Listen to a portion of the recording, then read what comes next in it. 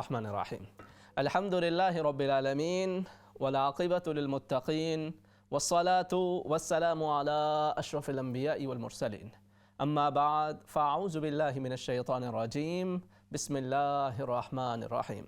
لقد کان لکم فی رسول اللہ اسوۃ حسنہ صدق اللہ العظیم۔ ناظرین کرام السلام علیکم ورحمۃ اللہ وبرکاتہ۔ پروگرام جستجو میں دل کی اتھاہ گہرائیوں سے میں آپ میں سے ہر ایک کو خوش آمدید کہتا ہوں۔ امید کرتا ہوں آپ تمام احباب بخیر و عافیت ہوں گے، اور یہ دعا کرتا ہوں کہ اللہ کریم آج کی رات اور آنے والے دن کے ہر طرح کے شر سے ہم میں سے ہر ایک کی حفاظت فرمائے، اور اللہ رب العزت آج کی رات اور آنے والے دن کے ہر طرح کی خیر و برکت سے ہم سب کو حصہ نصیب فرمائے۔ جو زندگی گزر چکی اس میں ہونے والی خطاؤں کو اللہ رب العزت معاف فرمائے، اور آئندہ آنے والی زندگی کو اللہ رب العزت ہر طرح کی بیماریوں، پریشانیوں، مصیبتوں، بے سکونیوں سے بچاتے ہوئے خیر و عافیت، صحت، تندرستی، سلامتی، ایمان اور انسانیت کے لیے منفعت والا بنائے۔ ناظرین کرام، پروگرام جستجو کے اندر ہر سیٹرڈے کو ہم نبی کریم صلی اللہ علیہ وسلم کی سیرت طیبہ کے مختلف پہلوؤں پہ بات چیت کر رہے ہیں۔ ہم نے بالکل آغاز نبی کریم صلی اللہ علیہ وسلم کی ولادت باسعادت سے قبل کے حالات سے کیا تھا، اور پھر آپ کا بچپن، لڑکپن، جوانی، اعلان نبوت اور ہجرت مدینہ اور اس کے جو پہلے 7 سال کے مختلف واقعات ہیں وہ ہم بیان کرتے چلے آئے۔ یہ 6 ہجری کے اندر جو ایک معاہدہ پیش آیا تھا جب نبی کریم صلی اللہ علیہ وسلم مکہ مکرمہ کی طرف جا رہے تھے عمرہ کی ادائیگی کے لیے، تو یہاں حدیبیہ کے مقام پہ آپ کو روک دیا گیا تھا، اور وہاں پر ایک معاہدہ طے پایا تھا کہ جس کے اندر مختلف شرائط رکھی گئی تھیں، اور وہ مسلمانوں کے لیے اگرچہ اس طرح سے قابل قبول نہیں تھی۔ صحابہ کرام رضوان اللہ تعالی علیہم اجمعین بڑے پریشان تھے، لیکن اللہ کے حبیب کریم صلی اللہ علیہ وسلم کے حکم کے سامنے سر تسلیم خم کر دیا انہوں نے، تو اللہ رب العزت نے اسی کو فتح مبین قرار دیا تھا۔ یہ جو بظاہر ایک شکست تھی، بظاہر اس کے اندر کمزوری ظاہر ہو رہی تھی، مگر اللہ رب العزت نے اسی کو فتح مبین قرار دیا، اور یہ صحابہ کرام رضوان اللہ تعالی علیہم اجمعین بدل ناخواستہ بڑے بوجھل دل کے ساتھ یہ وہاں سے جب واپس لوٹ رہے تھے، تو بس ایک ہی بات تھی کہ نبی کریم صلی اللہ علیہ وسلم کا حکم ہے تو اس کے سامنے ہم نے سر تسلیم خم کرنا ہے، ورنہ اکثر صحابہ کرام اس فیصلے کی وجہ سے نہایت پریشان تھے اور ان کے دل بوجھل تھے۔ لیکن اللہ رب العزت نے پھر کس طرح سے اس کے اندر سے خیر نکالی، اس کے بعد مختلف فتوحات کے دروازے کھلتے چلے گئے، اور مختلف غنیمتوں کے دروازے کھلتے چلے گئے، اور اسی کے ساتھ ساتھ پھر اب یہ جو معاہدہ ہوا تھا یہ تو ایک لانگ ٹرم کے لیے معاہدہ تھا، مگر اس معاہدے کی خلاف ورزی خود مشرکین کی طرف سے ہوئی، اور پھر اس کا کیا رزلٹ نکلا وہی ہم آج بیان کرنے جائیں گے انشاءاللہ۔ نبی کریم صلی اللہ علیہ وسلم نے یہ جو معاہدہ فرمایا تھا صلح حدیبیہ کے موقع پر، اس معاہدے کی مختلف شرائط تھیں جن کو ہم تفصیلی پہلے بیان کر چکے ہیں۔ انہی میں سے ایک شرط یہ بھی تھی کہ مشرکین مکہ نے یہ کہا کہ ارد گرد کے جو مختلف قبائل ہیں ان میں سے جو قبیلہ آپ کا ساتھ دینا چاہتا ہے وہ آپ کے ساتھ جا سکتا ہے، جو ہمارے ساتھ رہنا چاہتا ہے وہ ہمارے ساتھ چلا جائے گا۔ ان کا یہ خیال تھا کہ سارے قبیلے ہمارے ساتھ ہی آئیں گے، اور پھر ہم کبھی ہمارے اوپر کوئی مسئلہ بنا تو وہ ہمارے ساتھ کھڑے ہوں گے اور ہماری قوت کے اندر اضافہ ہوگا۔ تو ان کا تو یہ خیال تھا کہ تمام قبائل ان کے ساتھ ہی کھڑے ہو جائیں گے، لیکن جہاں پہ ارد گرد جو 2 مشہور قبائل تھے ان میں سے ایک قبیلہ بنو بکر کا اور دوسرا بنو خزاعہ کا قبیلہ تھا، تو بنو بکر کا قبیلہ وہ تو قریش کے ساتھ کھڑا ہو گیا، لیکن جو بنو خزاعہ تھے انہوں نے کہا کہ ہم محمد صلی اللہ علیہ وسلم اور ان کے ساتھیوں کے ساتھ کھڑے ہوں گے۔ تو اب معاہدے کے مطابق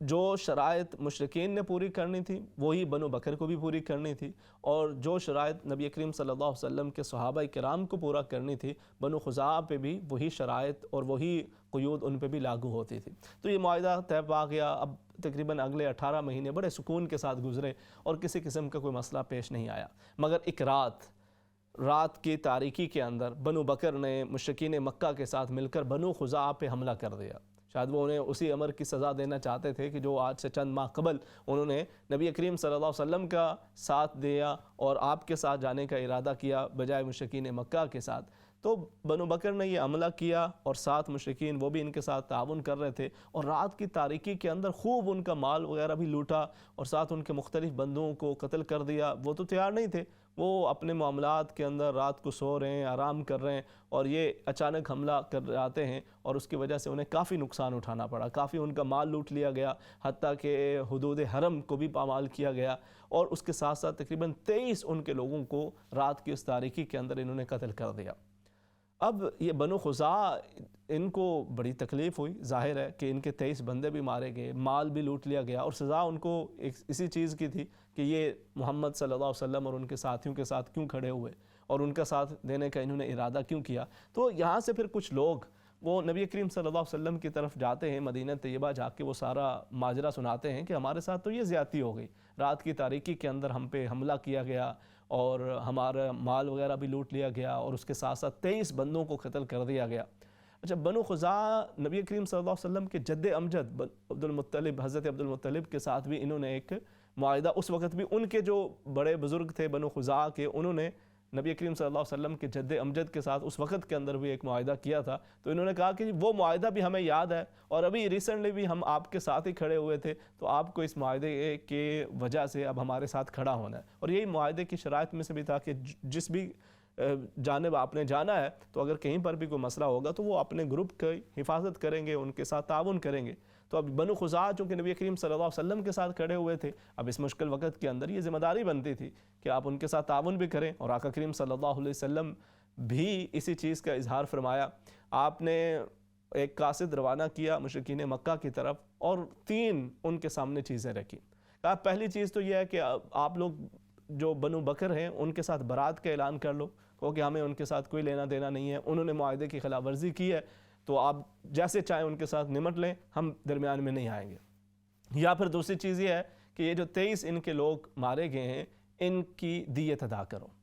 اور اگر یہ دونوں چیزیں منظور نہیں ہیں تو پھر جو معاہدہ ہوا تھا اس معاہدے کو کالعدم سمجھو۔ اگرچہ یہ معاہدہ پہلے ان کی طرف سے ختم کر دیا جا چکا تھا حملہ کر کے، کیونکہ معاہدہ تو صلح کا تھا، اب اس کے اندر حملہ کر کے انہوں نے اس معاہدے کو توڑنے کی ابتدا تو کر دی تھی، لیکن پھر بھی نبی کریم صلی اللہ علیہ وسلم نے انہیں ایک موقع دیا اور یہ مختلف شرائط ان کے سامنے رکھیں۔ تو جب قاصد ان کے پاس پہنچا تو وہ اپنے غرور و تکبر کے اندر، اپنی طاقت کے نشے میں مست ہو کر انہوں نے کہا کہ یہ کیسے ہو سکتا ہے کہ ہم ان سے برات کا اظہار کر دیں یا پھر ان کے طرف سے دیت دیں، ہم نے جو کرنا تھا صحیح کیا ہے، اور ہماری طرف سے بھی اس معاہدے کو ختم سمجھا جائے، ہم نے کسی قسم کا کوئی بھی اس معاہدے کے اوپر اب عمل نہیں کرنا اور معاہدے کو ختم سمجھا جائے۔ یہ انہوں نے جذبات کے اندر، اپنی اکڑ کے اندر کہہ تو دیا، لیکن بعد کے اندر احساس ہوا کہ یہ تو مسلمان وہ ہیں کہ جو ابھی ریسنٹلی انہوں نے وہاں پہ خیبر کے اندر فتح حاصل کی ہے، اسی طرح سے مختلف جس طرف یہ جا رہے ہیں ان کو مختلف جگہوں کے اندر، مختلف جنگوں کے اندر ان کو فتوحات ملتی چلی جا رہی ہیں، ان کا تو پہلے ہی طاقت کا مختلف مشاہدہ ہم کر چکے ہیں اور عملی مظاہرہ ہم دیکھ چکے ہیں مختلف مقامات پہ، تو ان کا کیسے مقابلہ کریں گے؟ تو اب جب یہ احساس ہوا تو یہ قاصد تو واپس مدینہ طیبہ روانہ ہو چکا تھا پیچھے سے، اب ان کو اپنی فکر پڑ گئی کہ اب کیا بنے گا اگر یہ معاہدہ ختم ہو جاتا ہے اور محمد صلی اللہ علیہ وسلم اور آپ کے صحابہ وہ آ کے حملہ کر دیتے ہیں تو ہم کیسے اس کا مقابلہ کریں گے؟ تو یہ اس پریشانی کے شکار ہوتے ہیں۔ تو اب انہوں نے کہا کہ حل کیا نکالا جائے؟ تو ابو سفیان رضی اللہ تعالیٰ عنہ جو ابھی مسلمان نہیں ہوئے تھے، ان کو انہوں نے سفیر مقرر کیا اور کہا کہ چونکہ آپ کی صاحبزادی نبی کریم صلی اللہ علیہ وسلم کے عقد کے اندر ہیں تو آپ کے گھر تک رسائی ہے، تو آپ فوراً پہنچے مدینہ طیبہ اور وہاں پر جا کر آپ محمد صلی اللہ علیہ وسلم سے بات چیت کریں اور کہیں کہ ہمیں وہ معاہدہ قبول ہے، بالکل ہم جیسے وہ معاہدہ تھا اس کی جو شرائط ہے ہم اسی کے مطابق رہیں گے، اور ہم نہیں چاہتے کہ اس معاہدے کو کسی بھی طرح سے ختم کیا جائے۔ ابو سفیان یہاں سے بڑی تیزی کے ساتھ اپنی سواری پہ مدینہ طیبہ کی طرف جاتے ہیں اور سیدھے نبی کریم صلی اللہ علیہ وسلم کے حجرہ مبارکہ پہ پہنچتے ہیں، جہاں پہ ان کی صاحبزادی حضرت ام حبیبہ رضی اللہ تعالی عنہا ان کا حجرہ تھا۔ یہ وہاں پہ پہنچے اور جب اندر داخل ہوتے ہیں تو ان کی صاحبزادی وہ فوراً ہی نبی کریم صلی اللہ علیہ وسلم کا وہ جو بستر مبارک ہے اس کو فوراً لپیٹ کے سائڈ پہ کر دیتی ہیں۔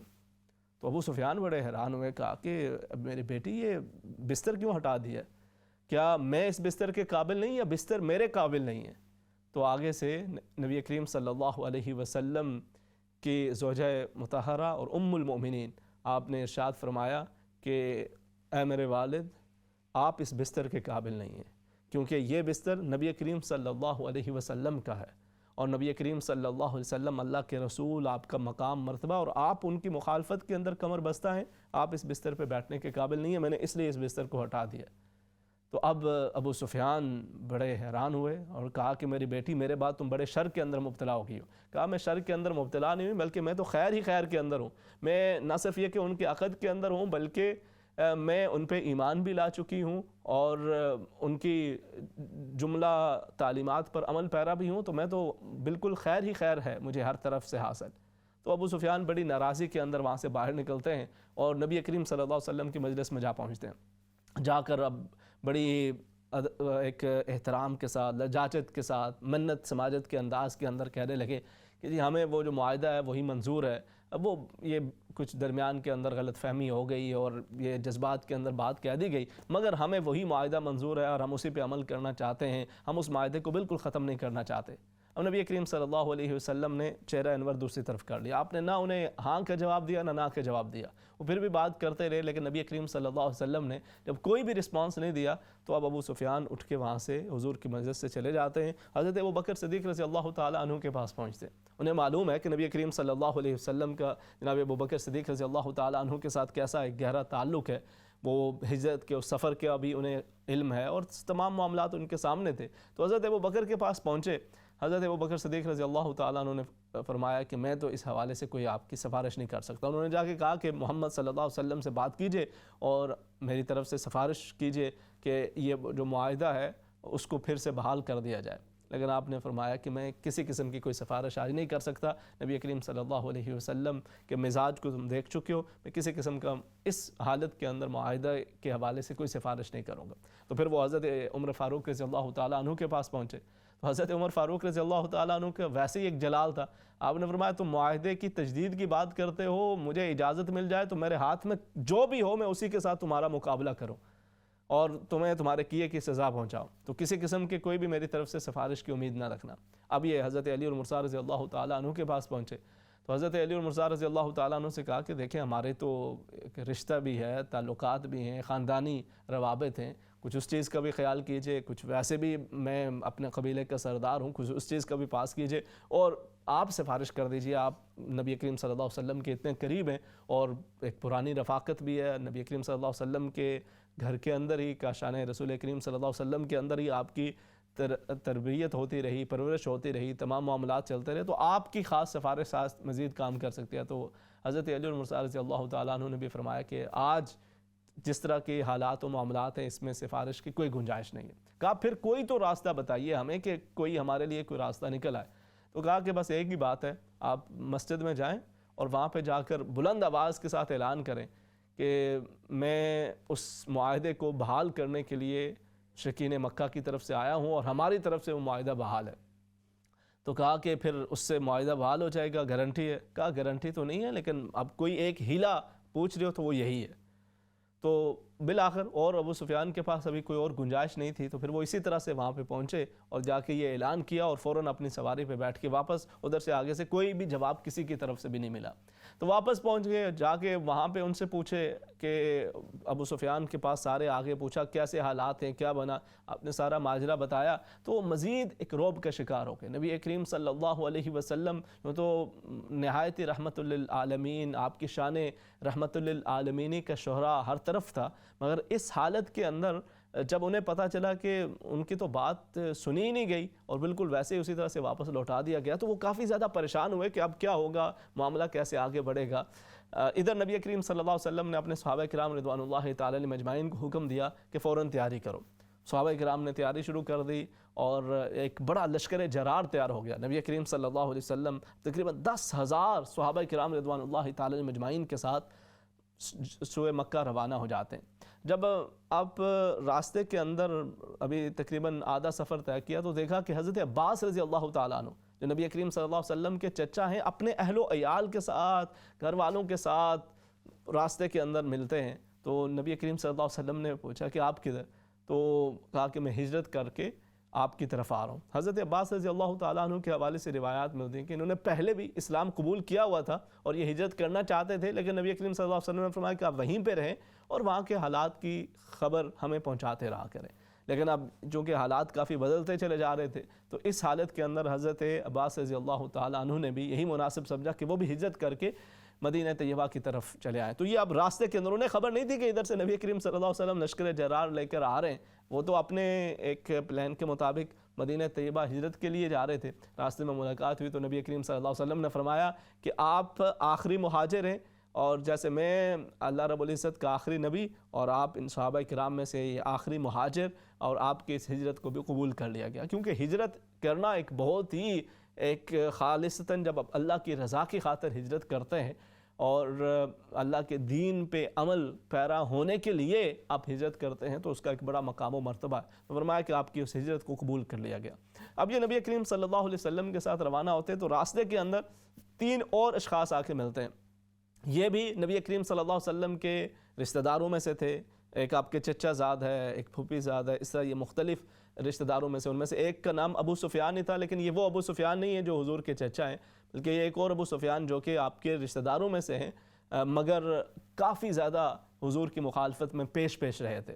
تو انہوں نے بھی آ کر نبی کریم صلی اللہ علیہ وسلم کی خدمت میں اسلام قبول کرنا چاہا، لیکن نبی کریم صلی اللہ علیہ وسلم نے اپنا چہرہ انور دوسری طرف فرما دیا، اور یہ بھی بڑے پریشان ہوئے۔ اب یہ آگے پیچھے لوگوں سے سفارش کی بات کر رہے تھے، تو نبی کریم صلی اللہ علیہ وسلم کی ازواج مطہرات میں سے ام المومنین حضور کی خدمت میں انہوں نے عرض کیا کہ یا رسول اللہ صلی اللہ علیہ وسلم، یہ آپ کے عزیز و اقارب میں سے بھی ہیں، رشتہ داروں میں سے بھی ہیں، اور حاضر ہو گئے ہیں، تو آپ ان کی بخشش و مغفرت فرما دیجئے، انہیں معاف کر دیجئے، قبول کر لیجئے۔ تو نبی کریم صلی اللہ علیہ وسلم نے فرمایا کہ یہ وہ ہیں، ان میں سے ایک وہ ہے کہ جو شاعری کیا کرتا تھا، بالخصوص میرے خلاف حج کے اندر وہ شاعری کیا کرتا تھا، اور دوسرا وہ ہے کہ جس نے مجھے یہ کہا تھا کہ اے محمد صلی اللہ علیہ وسلم، ہم اس وقت تک آپ پہ ایمان نہیں لائیں گے جب تک آپ ایک سیڑھی کا انتظام نہ کریں، ایسی سیڑھی کہ جو لمبی سیڑھی ہو، آپ اس سیڑھی پہ چڑھ کے آسمان کی طرف جائیں اور وہاں سے خدا سے لکھوا کے لائیں، 7 فرشتوں کی تحریر اوپر موجود ہو، اور وہ واپس لا کے ہمیں آ کے دکھائیں کہ جس پہ لکھا ہو کہ آپ اللہ کے رسول ہیں، تب ہم آپ کو رسول مانیں گے۔ تو اس طرح سے یہ استہزاء کرتے رہے، لیکن بالآخر نبی کریم صلی اللہ علیہ وسلم نے ان کی سفارش پر انہیں بھی معاف فرما دیا، اور نبی کریم صلی اللہ علیہ وسلم اسی طرح سے سوئے حرم روانہ ہیں۔ اب تقریباً مکہ مکرمہ کے قریب ایک مقام تھا مر الزہران۔ اب جب وہاں پہ پہنچے بالکل قریب ہی، تو آپ نے رات وہاں پہ پڑاؤ ڈالا، اور صحابہ کرام رضوان اللہ تعالی علیہم اجمعین سے حکم دیا کہ ہر ایک شخص اپنے ساتھ آگ روشن کرے۔ تو نبی کریم صلی اللہ علیہ وسلم جو کہ صرف ایک نبی نہیں بلکہ اس کے ساتھ ساتھ آپ ایک جنرل بھی، آپ جنگی امور کے اندر مہارت بھی، آپ ایک قاضی بھی، آپ جملہ امور کے اندر اللہ رب العزت نے اسی لیے فرمایا کہ نبی کریم صلی اللہ علیہ وسلم کی حیات مبارکہ کے اندر تمہارے لیے ایک بہترین نمونہ موجود ہے۔ تو آپ ہر حوالے سے آپ کی سیرت طیبہ کے اندر رہنمائی ملتی ہے۔ تو اس کا مقصد یہ تھا کہ اب رات کے اندر جب یہ آگ جلائی جائے گی اور اس قدر زیادہ تعداد کے اندر لوگ وہ آگ جلا رہے ہوں گے، تو وہ قریب سے اہل مکہ جب دیکھیں گے تو ان کے دلوں کے اوپر ایک رعب طاری ہوگا، اور وہ یہ جنگ کے لیے آمادہ نہیں ہوں گے۔ اور نبی کریم صلی اللہ علیہ وسلم بھی یہی چاہتے تھے کہ حرمت مکہ کا خیال رکھا جائے اور کسی قسم کی وہاں پر جنگ نہ ہو، اس کے بغیر ہی یہ سارا معاملہ طے کر لیا جائے۔ تو اب رات کے وقت جب یہ سب لوگوں نے یہ آگ جلائی تو وہ یوں محسوس ہوتا تھا کہ یہ ہزاروں نہیں بلکہ لاکھوں لوگ وہاں پہ موجود ہیں، تو ایک مزید دہشت ان لوگوں کے دلوں کے اوپر طاری ہوگی۔ تو ابو سفیان وہ رات کی تاریکی کے اندر ذرا خبر گیری کرنے کے لیے آئے، اور ادھر حضرت عباس رضی اللہ تعالیٰ عنہ نبی کریم صلی اللہ علیہ وسلم کی سواری پہ ذرا گشت فرما رہے تھے کہ دیکھیں ارد گرد کے حالات۔ تو اتنے میں ابو سفیان کی آواز آپ کے کانوں میں پڑی، تو آپ نے پوچھا کہ فلاں ابو سفیان ہو؟ کہا ابو سفیان ہو۔ کہا اے ابو الفضل آپ یہاں پہ کدھر؟ تو آپ نے بتایا کہ میں تو محمد صلی اللہ علیہ وسلم پر ایمان لا چکا ہوں اور ان کے ہی اسی قافلے کے اندر موجود ہوں۔ تو کہا کہ میرے ساتھ چلو، میں بھی آپ کی سفارش کرتا ہوں اور آپ بھی اسلام کو قبول کر لو۔ تو ابو سفیان پھر بھی ابھی ہچکچاہٹ کے شکار تھے، لیکن بہرحال جب نبی کریم صلی اللہ علیہ وسلم کی خدمت میں پہنچے، اسی دوران مختلف صحابہ کرام نے جب دیکھا، خاص طور پہ حضرت عمر فاروق رضی اللہ تعالیٰ عنہ نے، تو آپ نے یہ چاہا کہ نبی کریم صلی اللہ علیہ وسلم کے پاس پہنچنے سے قبل ہی ان کا کام تمام کر دیا جائے، کیونکہ ابو سفیان ہمیشہ مخالفت کے اندر پیش رہے تھے اور مختلف طریقوں کے ساتھ ہر جنگ کے اندر آپ پیش تھے، اور مختلف طریقوں کے ساتھ نبی کریم صلی اللہ علیہ وسلم اور صحابہ کرام رضوان اللہ تعالی علیہم اجمعین کے ساتھ ایک مشکلات کریٹ کرتے رہے تھے۔ تو یہ تمام چیزیں ان کے سامنے موجود تھیں، کس کس کرب سے یہ گزرے تھے۔ لیکن اب حضرت عباس رضی اللہ تعالیٰ عنہ نے فرمایا کہ میں نے ان کو امن دیا ہوا ہے، اور پھر یہ حضور کی خدمت میں حاضر ہوئے، اور بالآخر انہوں نے بھی جب نبی کریم صلی اللہ علیہ وسلم کا یہ ایک عظیم یہ لشکر دیکھا تو کہنے لگے کہ اے عباس آپ کے بھتیجے نے تو بہت بڑی سلطنت قائم کر لی ہے، بہت بڑی بادشاہت قائم کر لی ہے۔